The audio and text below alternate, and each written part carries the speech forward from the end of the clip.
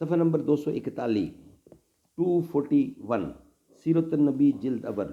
Subject ہمارا چل رہا ہے یہود کے ساتھ معاہدہ اور جنگ، سن 2 ہجری، سن 3 ہجری اور سن 4 ہجری۔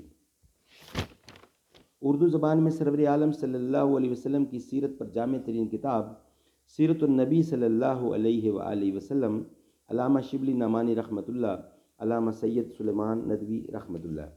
اعوذ باللہ السمیع العلیم من الشیطان الرجیم، بسم اللہ الرحمن الرحیم۔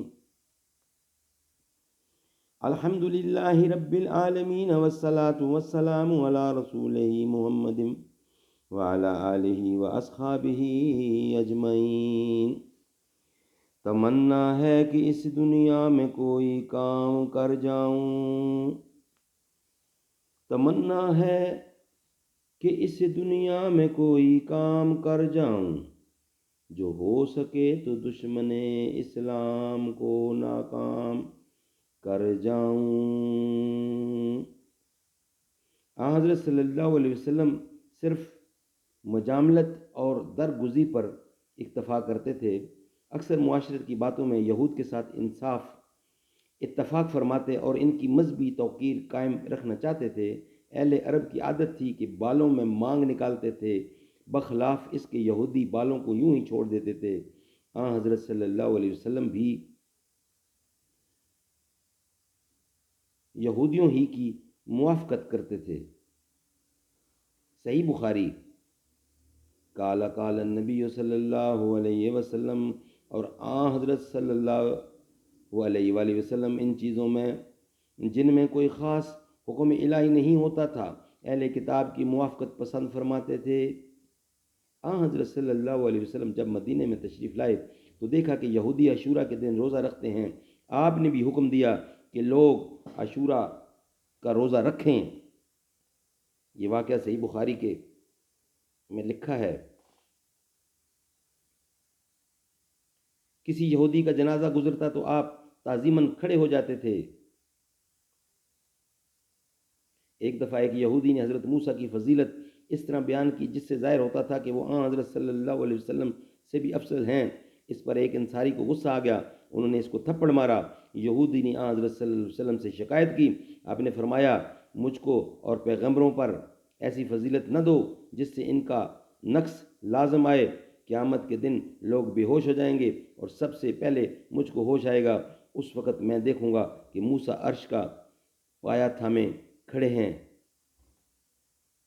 الہی احکام الہی جو قرآن مجید میں نازل ہو رہے ہیں سرتاپا اہل کتاب کے ساتھ مدارات اور معاشرت کی ترغیب میں تھے۔ وَطَعَامُ الَّذِينَ أُوتُوا الْكِتَابَ حِلٌّ لَكُمْ، اور اہل کتاب کا کھانا تمہارے لیے حلال ہے۔ عموماً ان کی قدر و منزلت کا خیال دلایا جاتا تھا۔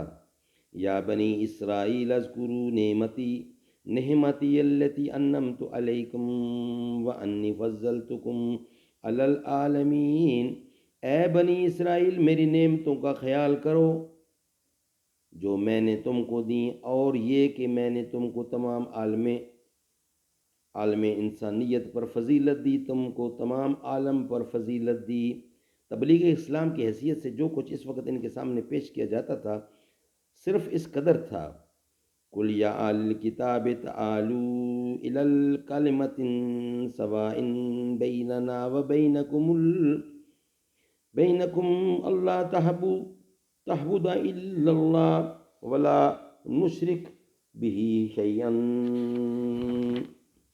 وَلَا يَتَّخِذَ بَعْضُنَا بَعْضًا أَرْبَابًا مِّن دُونِ اللَّهِ فَإِن تَوَلَّوْا فَقُولُوا اشْهَدُوا بِأَنَّا مُسْلِمُونَ۔ کہہ دو کہ اے اہل کتاب، ایک بات کی طرف آؤ جس کو ہم تم دونوں یکساں مانتے ہیں، وہ یہ کہ ہم خدا کے سوا کسی کو